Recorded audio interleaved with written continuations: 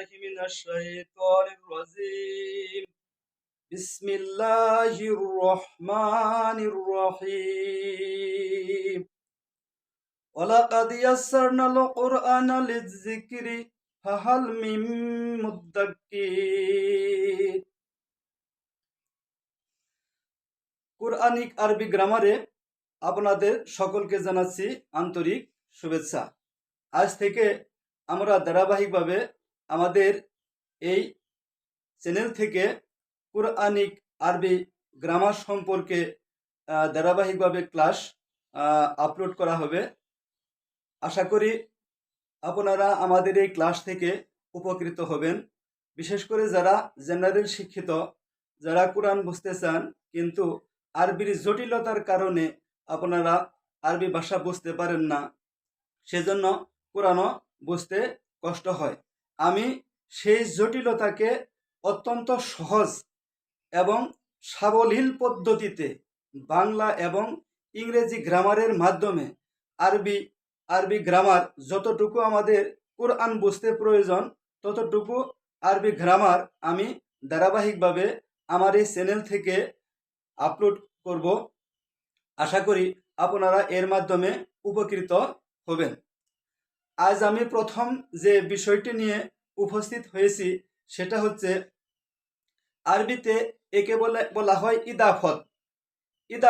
ইদাফত জিনিসটা কি সেটা বোঝার আগে আমাদেরকে প্রথমে বাংলা ব্যাকরণের একটি বিষয় বুঝতে হবে, সেটা হচ্ছে সম্বন্ধপদ বা সম্বন্ধ কারক।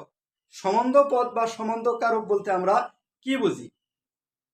সাধারণত কর্তৃকারক বলতে আমরা যে কাজ করে কর্তাকে বুঝে থাকি, আর কর্মকারক বলতে কর্তা যা করে তাকে আমরা বুঝে থাকি। কর্তৃকারকে ইংরেজিতে নমিনেটিভ কেস বা সাবজেক্টিভ কেস বলা হয়, আর কর্মকারককে ইংরেজিতে অবজেক্টিভ কেস বা অবজেক্ট বলা হয়। অর্থাৎ সাবজেক্টটা হচ্ছে কর্তৃকারক আর অবজেক্টটা হচ্ছে কর্মকারক। এই দুটো আমরা ভালোভাবে বুঝি, কিন্তু আমরা যে বিষয়টি আমাদের একটু সমস্যা বোধ হয়, যে বিষয়ে আমরা একটু কনফিউশন ফিল করি, সেটা হচ্ছে এই সম্বন্ধপদ। সম্বন্ধপদটা কি? সম্বন্ধপদ হচ্ছে যখন কোনো বস্তুর সাথে আমরা বিশেষ একটা অধিকার বা মালিকানার সম্পর্ক স্থাপন করি। একটা অধিকার বা মালিকানার যে সম্পর্ক স্থাপিত হয়, এই সম্পর্ককেই বলা হয় সম্বন্ধপদ।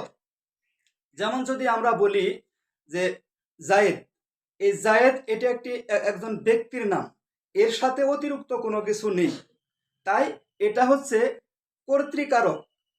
কর্তৃকারক বলতে আমরা কি বুঝি? আমি আগেই বলেছি যে কর্তা হচ্ছে কর্তৃকারক, অর্থাৎ ইংরেজিতে যে সাবজেক্ট, এই সাবজেক্টটাকেই বাংলাতে বলা হয় কর্তৃকারক। মানে যে কোনো কাজ করে, যে কোনো ভার্বের কাজ বা ক্রিয়ার কাজ করে তাকে বলা হয় ইংরেজিতে বাংলাতে কর্তৃকারক, আর ইংরেজিতে বলা হয় নমিনেটিভ কেস বা সাবজেক্ট। আর সাবজেক্ট যা করে সেটাকে বলা হয় বাংলাতে কর্মকারক, আর ইংরেজিতে বলা হয় অবজেক্টিভ কেস বা অবজেক্ট।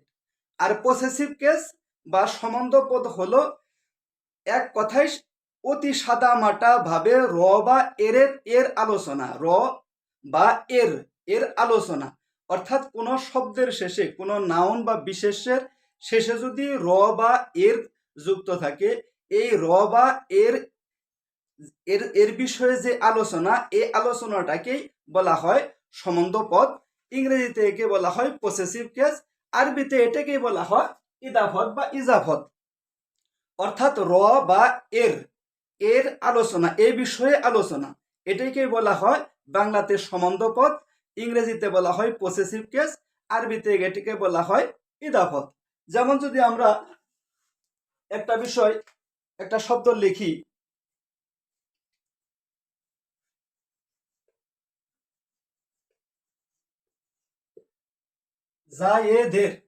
জায়েদের বা রহিমের বা করিমের, এই যে শেষে র বা এর যুক্ত আছে, এই র বা এর যুক্ত শব্দকেই বলা হয় বাংলাতে সম্বন্ধপদ, ইংরেজিতে পসেসিভ কেস, আরবিতে একে বলা হয় ইদাফত বা ইজাফত। এই র বা এর যুক্ত শব্দের জন্য আমরা ইংরেজিতে ব্যবহার করি শেষে অ্যাপোস্ট্রফি এস অথবা তার পূর্বে অফ। তাহলে যেমন আমরা স্কুলে পড়েছি মিনার পরিবার, মিনাস ফ্যামিলি, সাবিনার বই, সাবিনাস বুক, এভাবে।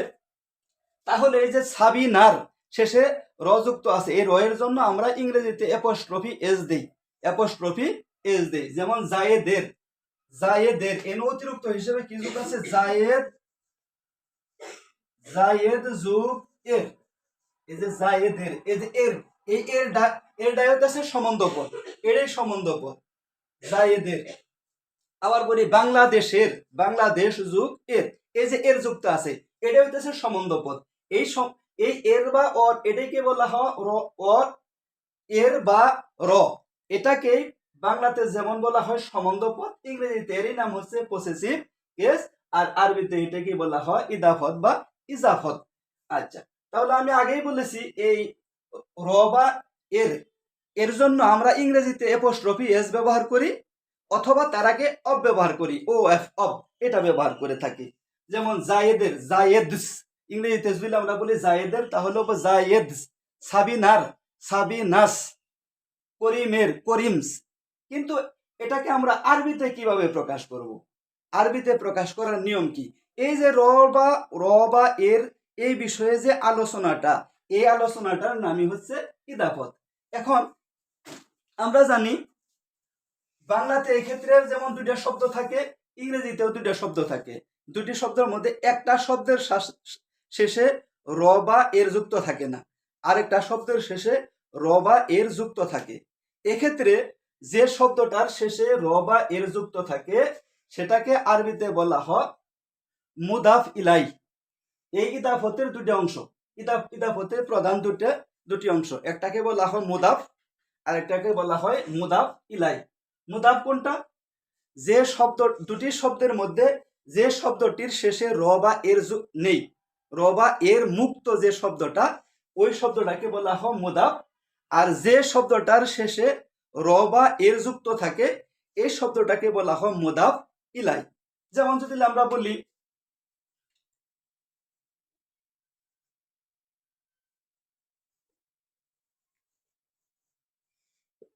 জায়েদের কলম, জায়েদের কলম, এই যেখানে এই যে জায়েদের এর সাথে এর যুক্ত আছে, জায়েদ যুগ এর, তাহলে এটাকে আমরা বলবো মুদাফ ইলাই। এটা হচ্ছে মুদাফ ইলাই, এটাকে আমরা বলবো মুদাফ ইলাই। যে শব্দ শেষে র বা এর যুক্ত থাকে এটা হচ্ছে মুদাফ ইলাই, মুদাফ, মুদাফুন ইলাই, মুদাফুন ইলাই, মুদাফুন ইলাইহি, মুদাফুন ইলাইহি। আমরা এখানে ওয়াকফ করি এই জন্য মুদাফ বলি, কিন্তু আসলে হচ্ছে মুদাফুন ইলাই, মুদাফ ইলাই। তাহলে যে শব্দের শেষে র বা এর যুক্ত থাকবো ওই শব্দটা হচ্ছে মুদাফুন ইলাই। আর যে শব্দটার শেষে র বা এর যুক্ত থাকবে না সেটা হচ্ছে মুদাফ। তাহলে এখানে কলমের শেষে র বা এর যুক্ত নেই, তাহলে এটা হচ্ছে মুদাফ, এটা হচ্ছে মুদাফ।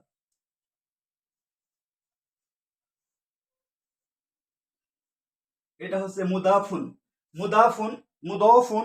এখানে আমরা ওয়াকফ করি সেজন্য আমরা মুদফ বলি। তাহলে দুটি শব্দের মধ্যে যখন দুটি ইসিম বা নাউন পাশাপাশি একত্রে বসে একটার শেষে র বা এর যুক্ত থাকবে, আরেকটার শেষে র বা এর যুক্ত থাকবে না। যে শব্দটির শেষে র বা এর যুক্ত থাকবে সেটা হবে মুদাফুন ইলাই, আর যেটার শেষে র বা এর যুক্ত থাকবে না সেটা হবে শুধু মুদাফ। তাহলে আমরা এই জায়েদের কলম, এক্ষেত্রে কলমটা শেষে র বা এর যুক্ত নেই, সেজন্য এটা হচ্ছে মুদাফ। আর এই যে জায়েদের এর সাথে র বা এর যুক্ত আছে সেজন্য এটা হবে মুদাফুন ইলাই। আশা করি এটুকু আপনারা বুঝতে পেরেছেন। কোরআনের এমন কোনো পেজ পাওয়া যাবে না যে সে পেজে এই মুদাফ এবং মুদাফ ইলাই এই দুটির আলোচনা না আছে। যেমন সূরা ফাতিহার প্রথমে আমরা বলি রব্বিল আলামিন, এই যে রব্বিল আলামিন জগৎ সমূহের রব, এই যে জগৎ সমূহের, জগতের, জগৎ যোগ এর, এখানে রবা এর যুক্ত আছে। সুতরাং এখানে রব রব রব হইতাছে মুদাফ, আর আলামিন এটা হইতাছে মুদাফ ইলাই। এখন আমরা এই মুদাফ এবং মুদাফ ইলাইহির গঠন সম্পর্কে আলোচনা করব ইনশাআল্লাহ। প্রথমে আমরা একটু এই মুদাফটা নিয়ে কথা বলি। মুদাফটার ক্ষেত্রে দুটো নিয়ম প্রযোজ্য। একটা হচ্ছে এই মুদাফের পূর্বে কখনো আলিফ লাম ব্যবহৃত হবে না, কারণ এটা নিজেই নির্দিষ্ট। এক নম্বরে মুদাফের পূর্বে কখনো আলিফ লাম ব্যবহৃত হবে না। দুই, মুদাফের শেষে কখনো তানবিন হবে না, দুই জবর দুই জের দুই পেশ, এটা হবে না। হয় এক জবর অথবা এক পেশ হবে, কখনো দুই জবর দুই জের দুই পেশ হবে না, এক জবর এক জের এক পেশ হবে। এই দুটি বিষয় মুদাফের ক্ষেত্রে আমাদের মনে রাখতে হবে। নাম্বার ওয়ান, মুদাফ এর পূর্বে কখনো আলিফ লাম ব্যবহৃত হবে না, আলিফ লাম মুক্ত হবে সর্বদাই। দুই, মুদাফ কখনো তানবিন যুক্ত হবে না, অর্থাৎ মুদাফের শেষে দুই জবর দুই জের দুই পেশ হবে না, এক জবর এক জের এক পেশ হবে। এই গেল মুদাফ। এখন আমরা মুদাফুন ইলাই, মুদাফ ইলাইয়ের গঠনটা পড়ব। মুদাফ ইলাই সর্বদাই জের যুক্ত হবে, মনে রাখতে হবে। মুদাফ ইলাই সর্বদাই জের যুক্ত হবে, জের যুক্ত না হলে সেটা কখনো মুদাফ ইলাই হবে না। মুদাফ ইলাই সর্বদা জের যুক্ত হবে। আমরা একটা বিষয় লিখি, যেমন আল্লাহু, আল্লাহু, আল্লাহু মানে আল্লাহ, আল্লাহ। এটার সাথে এটা আমাদের মুদাফও না মুদাফ ইলাইও না, কেননা এখানে দুটি ইসিম একসাথে নাই, একটি ইসিম, সেজন্য এটা মুদাফও না মুদাফ ইলাই না। এখানে মুদাফ মুদাফ ইলাই ইজাফতের আলোচনা এখানে প্রযোজ্য নয়। কিন্তু যদি আমরা বলি যে আল্লাহর, এর সাথে যদি আমরা আল্লাহর এর দিই, এই যে আল্লাহর, এই যে এখন রবা এর আলোচনা এসে গেছে। আল্লাহর এর পূর্বে ছিল শুধু আল্লাহ, সেখানে র বা এর যুক্ত নাই। আর এখানে আমরা এসেছে আল্লাহর, এই যে র এসে গেছে, অতিরিক্ত হিসেবে র এসে গেছে, অর্থাৎ এখানে মালিকানার সম্পর্ক এসে গেছে। আল্লাহর মানে আল্লাহি। কোন শব্দের শেষে যদি র বা এর যুক্ত থাকে, আরবিতে একদম সাদা মাটা নিয়ম হচ্ছে ওই র বা এর জন্য ওই শব্দের শেষে জের দিতে হবে, সর্বদাই জের দিতে হবে। এই র বা এর জন্য সর্বদাই জের দিতে হয়। এই র বা এর জন্য ইংরেজিতে যেমন আমরা শিখেছি অ্যাপোস্ট্রফি এস অথবা অব ব্যবহার করতে হয়, যেমন ওই সাবিনার পরিবার, সাবিনাস ফ্যামিলি। আবার বাংলাদেশের রাজধানী, ক্যাপিটাল অফ বাংলাদেশ, এই যে অব ব্যবহার, বাংলাদেশের, অফ বাংলাদেশ, বাংলাদেশের। আমরা যদি বলি বাংলাদেশের, অফ বাংলাদেশ, সাধারণত প্রাণীবাচক নাউনের শেষে আমরা অ্যাপোস্ট্রফি এস যুক্ত করে ওই পসেসিভ কেস গঠন করেছি। আর যেগুলো বস্তুবাচক, এই বস্তুবাচকের পূর্বে অবযুক্ত করে আমরা পসেসিভ কেস গঠন করেছি। যেমন সাবিনার পরিবার, সাবিনা ব্যক্তিবাচক, সেজন্য সাবিনাস ফ্যামিলি হয়েছে। আবার বাংলাদেশের, বাংলাদেশটা বস্তুবাচক, সেজন্য অব্যবহার হয়েছে। কিন্তু আরবিতে উভয়টির জন্য র বা এর উভয়টির জন্য শেষে কি দিতে হবে? জের দিতে হবে। তাহলে আল্লাহু, আল্লাহ, আল্লাহ, আল্লাহকে, এটা হলো অবজেক্ট। আর যদি এটাকে আমরা পসেসিভ করতে চাই এখন যে আল্লাহর, তাহলে আমাদের কি করতে হবে? এর র বা এর জন্য সর্বদাই জের দিতে হবে। অনুরূপ যদি আমরা বলি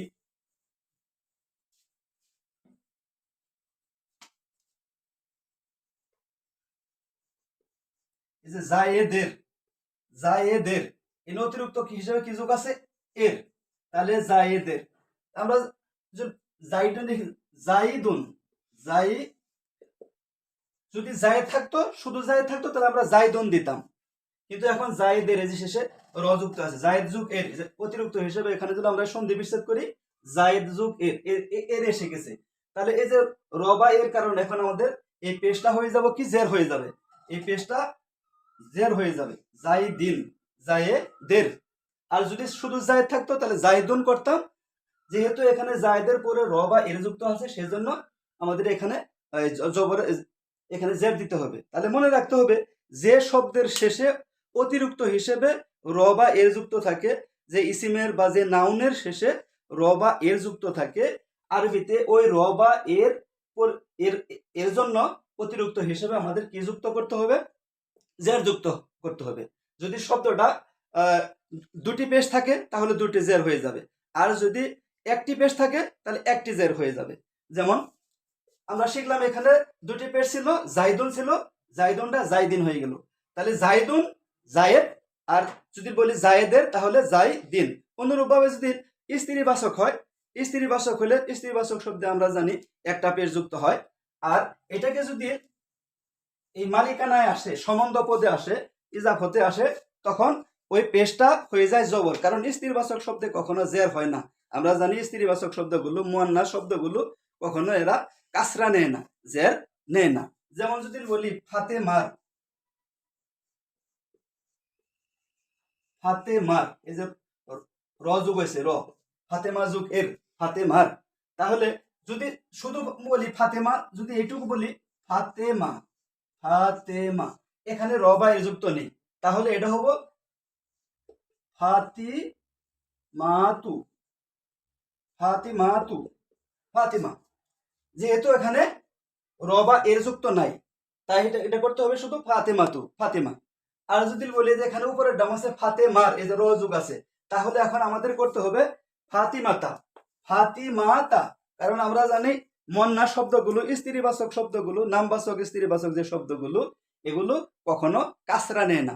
কাজে এটা যদি ওই সম্বন্ধ পদে আসে, র বা এর যুক্ত হয়, তখন ওই পেশটা হয়ে যাবো গা জবর, তাহলে সেটা ওই র বা এর সমাধান হয়ে যাব, ইজাবতের সমাধান হয়ে যাও। তাহলে ফাতেমা তাহলে হবে ফাতিমাতা, ফাতি, এই যে মাতা, ফাতিমাতা, ইনার ফাতে, ফাতিমাতা মানেই ফাতেমার, ফাতিমাতা মানেই ফাতেমার। এখন যদি বলে আয়সার, আইসাতা, জৈনবের, জৈনবা, তাহলে শুধু জৈন বলে জাইনাবুন, জাইনাব হইতো, কিন্তু এখন যদি বলি জৈনবের, তাহলে জাইনাবা, আইসা, আইসার, তাহলে আইসাতা। এভাবে যখনই কোনো শব্দের শেষে র বা এর যুক্ত হয়, তখনই ওই শব্দের শেষে আমরা কি দিব, আমরা কাসরা বা জের ব্যবহার করব। এখন শব্দটা যদি আলিফ লাম যুক্ত হয়, র বা এর যুক্ত শব্দটা যদি আলিফ লাম যুক্ত হয়, তাহলে শেষে আমরা একটা ওই পেশটাকে পরিবর্তন করে জের করব, তাহলে সেটা হয়ে যাবে। যেমন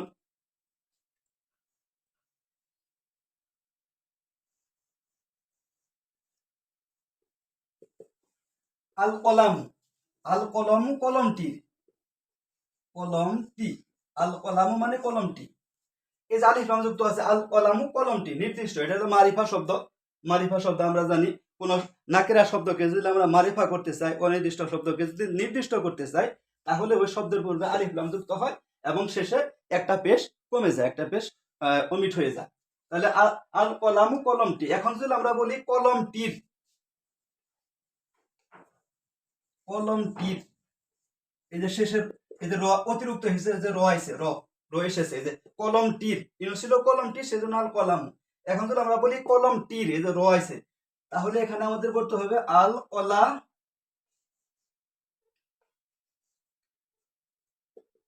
আল কলামি, এই যে জবর পেশটা হয়ে যাবে গা জের। তাহলে আল কলামু কলমটি। আর যদি এমন হয় কলমটির, তাহলে আল কলামি। কারণ আমরা জানি র বা এর জন্য যে শব্দের শেষে র বা এর যুক্ত থাকে, ওই শব্দের শেষে যদি দুই পেশ থাকে, তাহলে দুই জের হয়ে যাবে। আর যদি এক পেশ থাকে, তাহলে শব্দটা এক পেশটা এক জেরে পরিণত হয়ে যাবে, তাহলে সেটা আমাদের মুদাফ ইলাই গঠিত হয়ে যাবে। আশা করি আপনারা তখনের আলোচনায় মুদাফ, মুদাফ এবং মুদাফ ইলাহির গঠন সম্পর্কে বুঝতে পেরেছেন। এখন আমরা দুইটি শব্দ একসাথে পাশাপাশি এনে এই গঠনটা করব, যাতে আমাদের বুঝতে কোনো সমস্যা না হয়।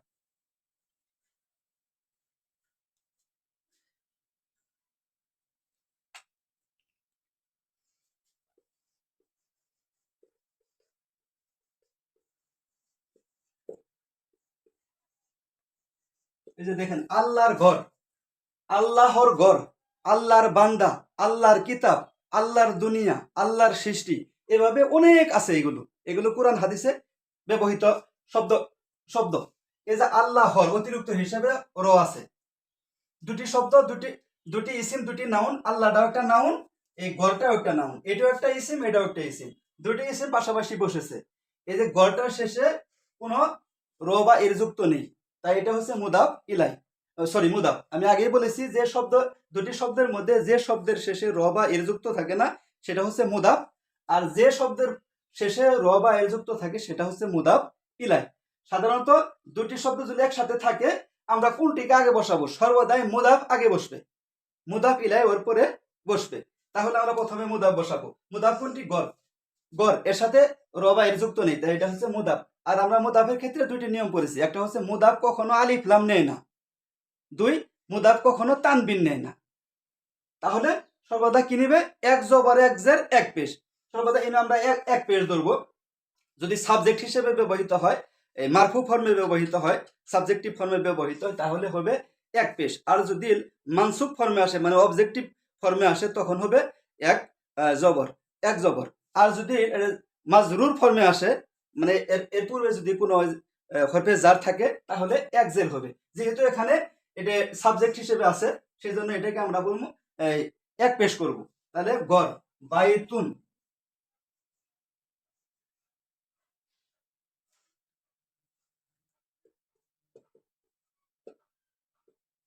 এটা হয়ে যেত।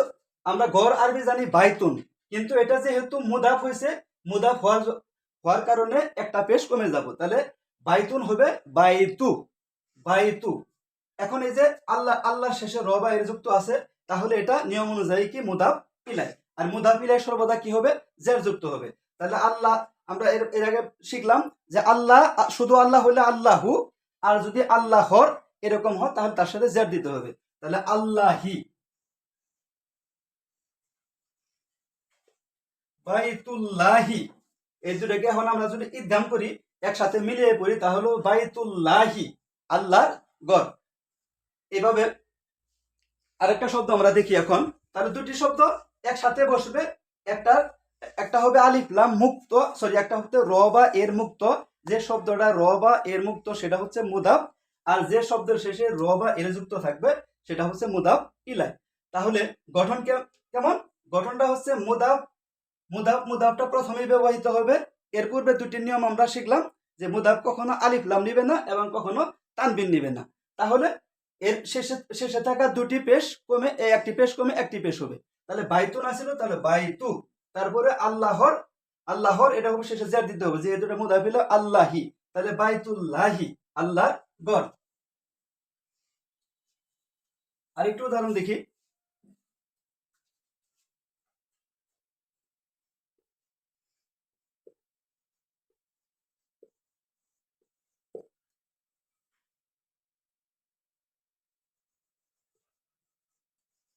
এই যে আল্লাহর বান্দা, আল্লাহর বান্দা, তাহলে যে দুটি দুটি শব্দ পাশাপাশি পড়ছে, একটা শেষে এই যে র বা এর যুক্ত আছে, এর আছে, আল্লাহর, আল্লাহ যুগ এর বা র আছে। আবার এই বান্দার শেষে র বা এর যুক্ত নাই, তাহলে বান্দাটা হচ্ছে মুদাফ, আর আল্লাহর হচ্ছে মুদাফ ইলাই। তাহলে বান্দা আরবি কি? আবুদুন, আবুদুন। তাহলে আবুদুন, আবদুনের শেষে থাকা এরা পেশ কমে যায়, কমে গিয়ে হবে আবুদু, যেহেতু এটা মুদাফ, আবুদু, আবুদু। আর আল্লাহর আল্লাহি, আল্লাহি। তাহলে আবদুল্লাহি, আবদুল্লাহি, এটা আমরা রহ বলে থাকি, আবদুল্লাহি। আর এটা যেহেতু আমরা ওয়াকফ করি, সেজন্য যেটা বলি না, আবদুল্লাহ, আবদুল্লাহ, আল্লাহর বান্দা। এখন আমরা অন্য আরেকটি দুটি শব্দ দেখব।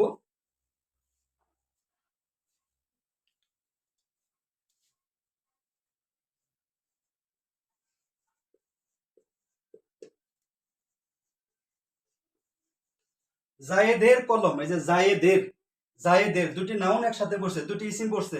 এই যে প্রথমটা হচ্ছে এটা জায়েদের, এটা হচ্ছে দ্বিতীয় ইসিম, প্রথম ইসিমটা হচ্ছে কলম। তাহলে দুটি ইসিম পড়ছে। এই একটি ইসিমের মধ্যে, মানে একটি নাউনের শেষে রবা এর যুক্ত নেই, তাহলে এটা হচ্ছে মুদাফ। তাহলে এখানে কলমটা হচ্ছে মুদাফ। তাহলে আমরা প্রথমে কলমটার কলম আরবি হচ্ছে কলামুন, কিন্তু এখানে এটা মুদাফ হওয়াতে আমাদের একটা পেশ কমে যাবে, ওলামু, ওলামু,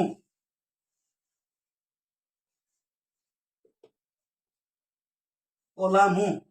এখন জায়েদের, এই যে এর সাথে জায়েদের শেষে এ যুক্ত আছে, তাহলে এখন জাইদুন হয়ে যাবে জাইদিন, কারণ আমরা জানি মুদাফ ইলাই সর্বদা কি হয়? জের যুক্ত হয়। তাহলে জাইদিন, জাইদিন, জায়েদের কলম। তাহলে জায়েদের কলম, কলামু, জাইদিন। এখন যদি আমরা বলি জায়েদের বাড়ি, তাহলে বাইতু জাইদিন, জায়েদের বই কিতাবু জাইদিন। এখন যদি আমরা আলিফলাম আলিফ লাম যুক্ত একটা দেই, উদাহরণ দেই।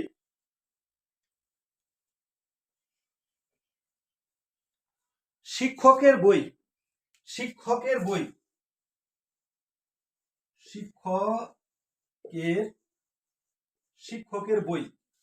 এই যে শিক্ষক, দুটি দুটি ইসিম একসাথে পড়ছে, দুটি ইসিম দুটি নাউন পাশাপাশি পড়ছে।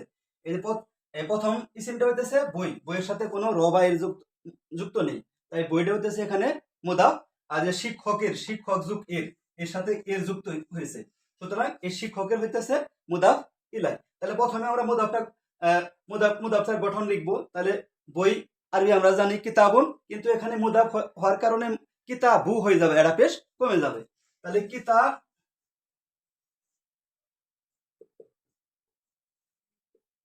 কিতাবু।